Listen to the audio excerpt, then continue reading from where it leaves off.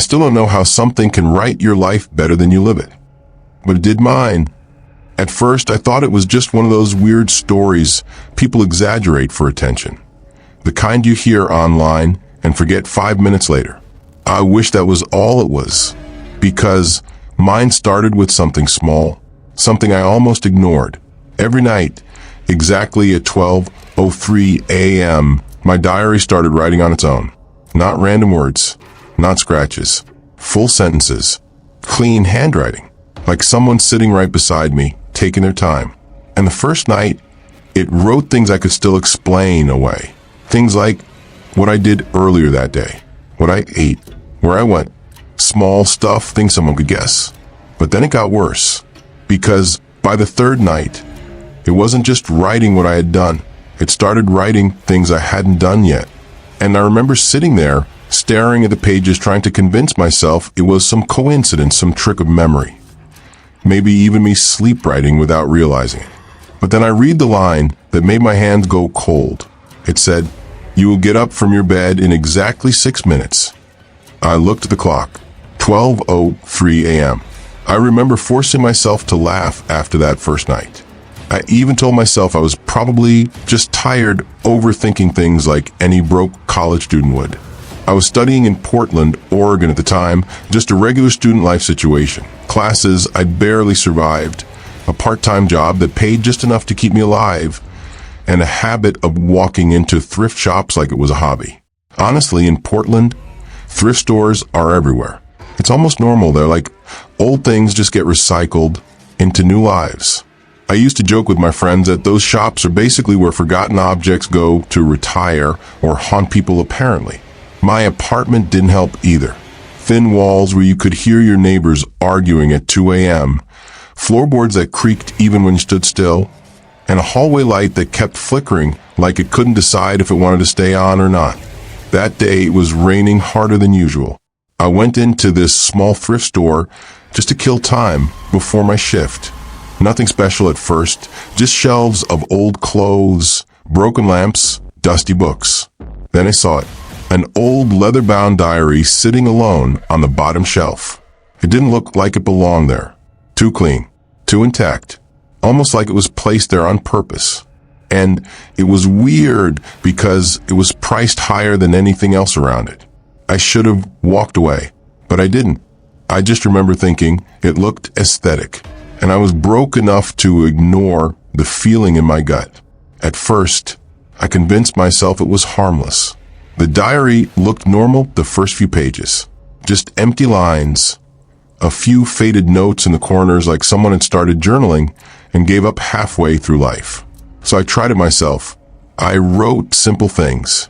What I did during the day, thoughts before bed, nothing deep. And for a while it stayed quiet, but then changed. One night, I opened it and saw an entry I didn't remember writing. It said, "You spilled coffee at 9:14 a.m. I froze, because I had. I tried to explain it away. Maybe I wrote it and forgot. Maybe I was tired. It sounded stupid, but I needed it to make sense. Then the next night, another line appeared. You ignored the knock on your door. I remember that moment clearly. I had heard knocking, but I thought it was my neighbor or just the pipes again. I didn't write that down. And that's when I started noticing the pattern. Every entry appeared at exactly 12:03 a.m. Not 12:02, not 12:04, always 12:03. So I stayed awake. I watched it. I sat there in the dark, diary open on my desk, waiting. And at exactly 12:03, the pages moved. Not like a breeze, not like vibration. It was like something was turning them from the inside. New words appeared. And this time it wasn't about the past. It said, "You are sitting too close to the edge of the bed." My chest tightened. I looked up instinctively. The room was exactly as I left it, but my body had shifted without me noticing. I moved back. My hands were shaking now. Then another line appeared immediately after. You just looked toward the corner. Don't. I didn't want to look, but I did. The corner was empty. Still, I couldn't breathe properly anymore. Sleep stopped making sense after that. I stayed awake most nights, watching the diary more than I slept, trying to catch something. Anything doing it. But the exhaustion started winning. And the worst part wasn't the writing anymore. It was how accurate it was becoming while I was still awake. Like it didn't need me asleep to know me. So I asked myself one night, sitting there in the dark, if something could write your life before it happens, would you still read it? I remember the exact moment everything stopped feeling like imagination. It was 12:03 a.m. again. I opened the diary, expecting the usual, something about my room, my thoughts, maybe another warning I could still argue with myself about. But this time there was only one line. It said, "I'm already inside you." I didn't think. I just reacted. I grabbed it, ran into the bathroom, turned on the sink, and lit a match with shaking hands I barely controlled. The leather caught faster than I expected. The pages curled, blackened, and collapsed into ash in seconds. For a moment, I actually felt relief, like I had won, like it was over. I even remember laughing, once out of breath, telling myself how ridiculous I'd been. But the next morning changed that feeling completely, because when I woke up, the diary was back, under my pillow, open, and on the page was something I never wrote and never should have seen. My full name, written perfectly. Below it, a countdown. 3 days remaining. That was the moment I understood. It was never just watching me. It was setting the pace of everything I thought was my life. The last night didn't feel like sleep at all. It felt like I was being switched off. My family told me later they heard it first. Scratching, right? Like a pen moving too fast across paper, coming from my room. But I wasn't awake. They said they knocked, called my name, tried opening the door. No response. Just that sound, steady, patient, like something was finishing a story. When they finally forced the door open, I was still in bed, asleep, breathing normally, but the diary was open on my desk. And on the final page, there was only one sentence. She is now the writer. After that, everything felt wrong in a quiet way I can't explain. Like my thoughts weren't arriving fully mine anymore. Like sentences in my head were being completed before I even formed them. I stopped writing that night, but something kept finishing my sentences. So now I ask you, what would you do if a diary started predicting you perfectly? Ignore it or keep reading? Because I thought mine was the end of it. But I was wrong. There are other objects like this, and I didn't realize mine was just the beginning.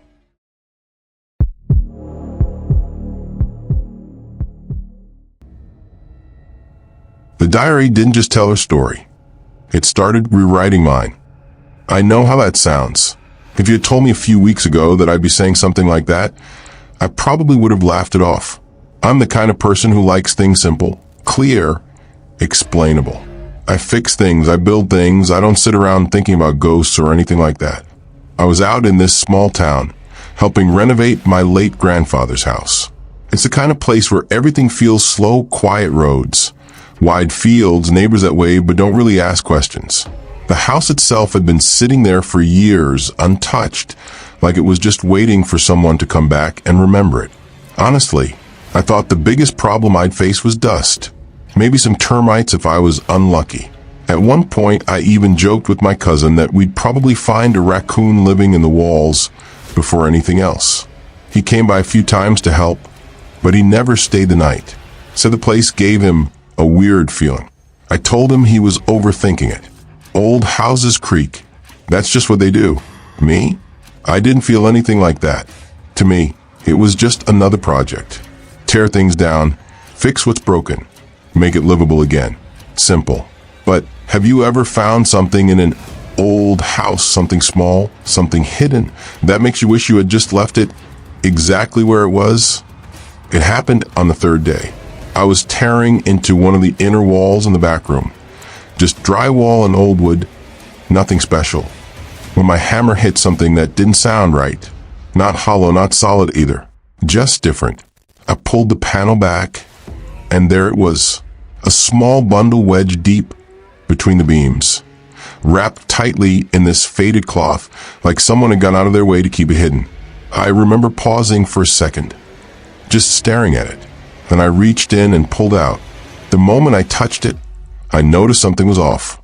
It was cold, not just cool from being inside the wall.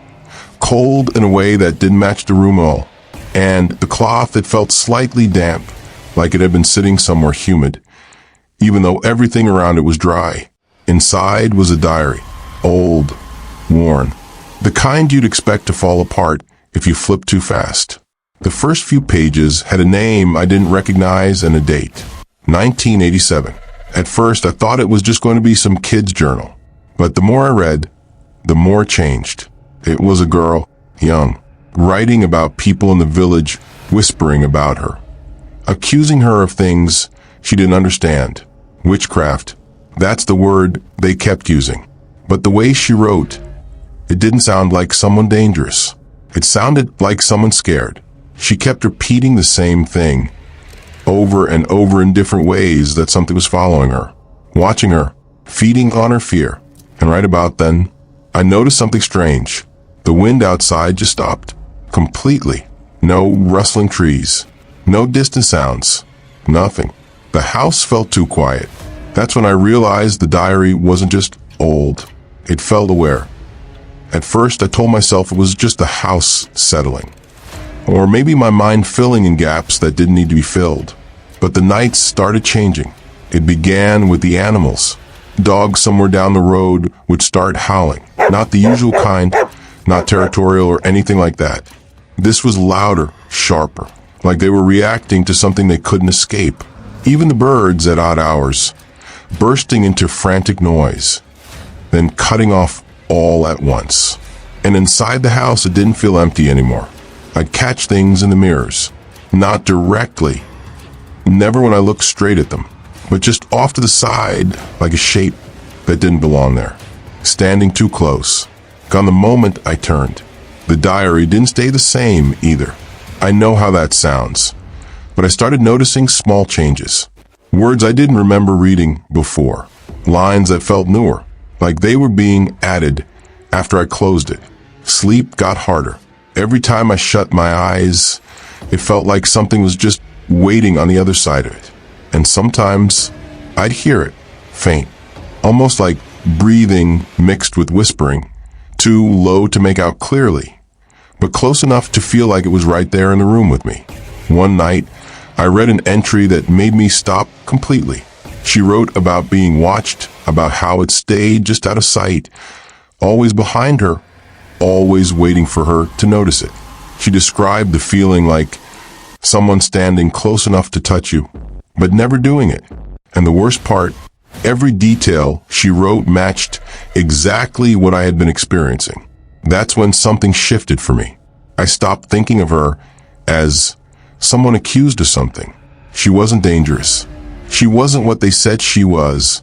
She was alone, scared, and whatever was after her, it never left. So let me ask you this. What would you do if something knew your thoughts before you even had them? It all came to a head one night.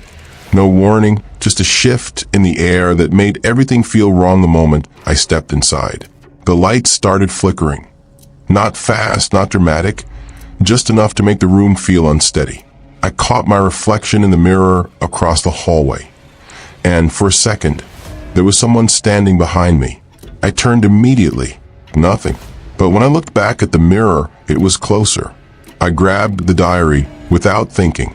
My hands were shaking at that point. And when I opened it, every single page was blank, completely empty, except one, right in the middle. One line written like it had always been there. He has chosen you next. And then I heard it, whispering, not from outside, not from the walls, from everywhere at once, pressing in, overlapping, growing louder until I couldn't tell where it started or ended. My thoughts didn't feel like mine anymore. It was like something else was moving through them, pushing in, settling into place like it had finally found where it belonged. And then I heard my voice, clear, close, but it wasn't me. It was smaller, softer, a young girl speaking through my mouth. After that, things don't come back in a straight line. It's pieces, fragments, like trying to remember a dream that doesn't want to be remembered. They told me later they found me outside sometime past midnight, just walking along the road with no shoes, no jacket.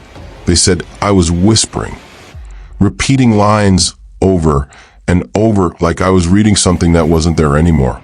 And my voice, it didn't stay the same. Sometimes it sounded like me, sometimes it didn't. They said the girl died in 1987, but I don't think she ever left. So tell me, do you think it was really her? Or something pretending to be her? If you've ever experienced something you couldn't explain, drop it in comments. And subscribe, because some stories don't end when they're written.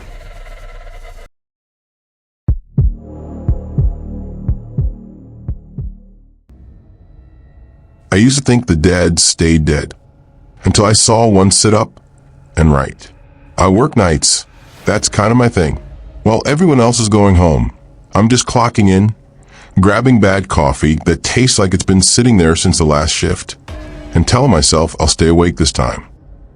I'm a nurse at a small hospital out in rural Montana. Quiet place.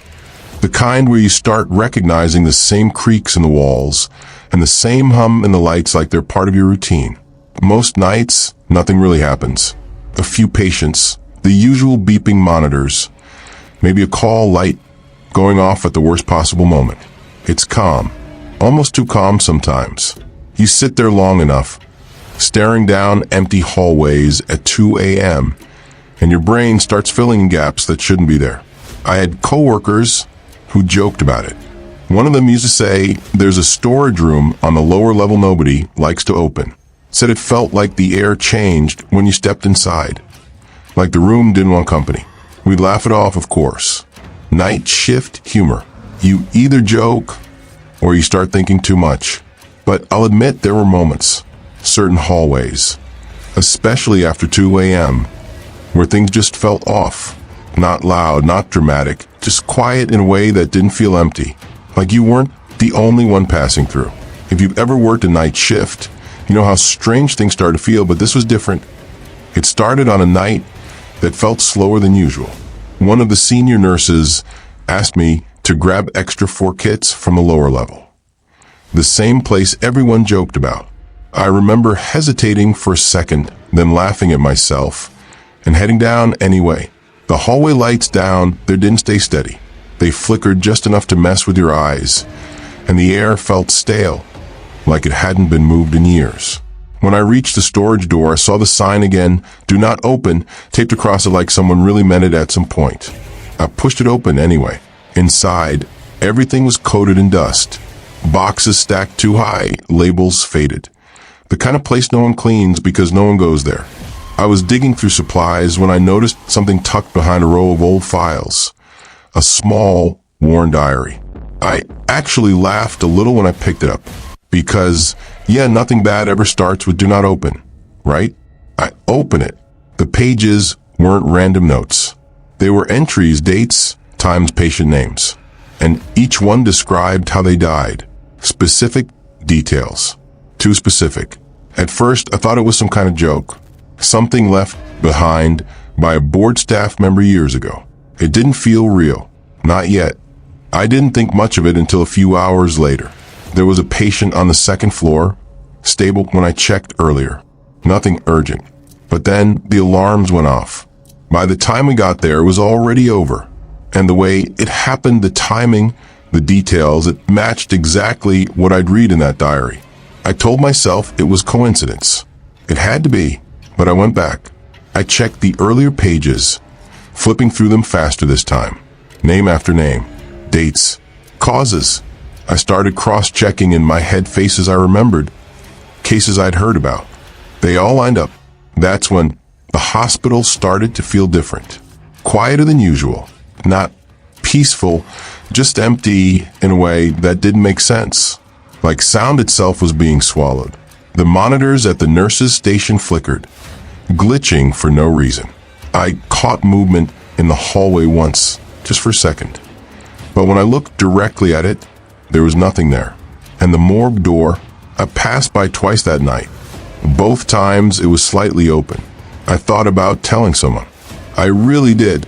But how do you even start that conversation without sounding completely gone? So I kept it to myself. At that point, would you report it? Or pretend you never saw it?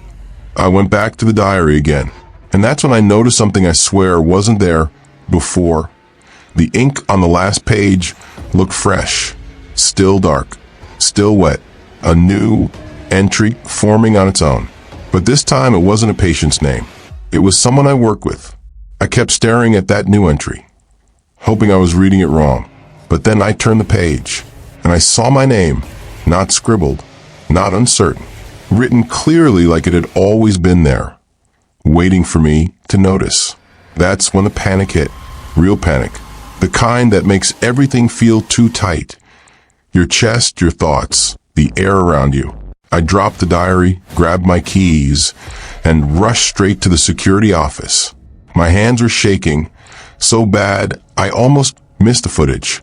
I pulled up the morgue cameras. At first, nothing. Just rows of covered bodies. Still. Silent. Then one of them moved. Slowly the sheet shifted. A body sat up, not all at once, not like in the movies, but in a way that looked wrong, like it had to remember how to move. Then another, and another. They didn't look at each other. They didn't look at the camera. Their hands started moving, hovering in the air, like they were writing something only they could see. I couldn't breathe, because in that moment I understood the diary wasn't predicting anything. It was being written by them. I looked back down at the screen, and somewhere behind me, I heard a page turn. When I opened the diary again, the last line was still forming, right in front of me. The dead are only asleep until she finishes reading. I slammed the diary shut, like that would stop it. It didn't. I could still hear it, pages shifting, something scratching across paper from inside, like it didn't need me anymore. The lights above me flickered hard, snapping the room in and out of darkness. And then I heard footsteps, slow, right behind me. I didn't turn around. I just ran. They shut the hospital down overnight. No warning, no explanation. Staff reassigned, record sealed, like none of it ever happened. But I know what I saw. They say the building's empty now, but sometimes the pages still turn. If you found that diary, would you stop reading or keep going? Subscribe if you want more true horror stories like this. And tell me what you would have done, because not every story ends when the lights go out.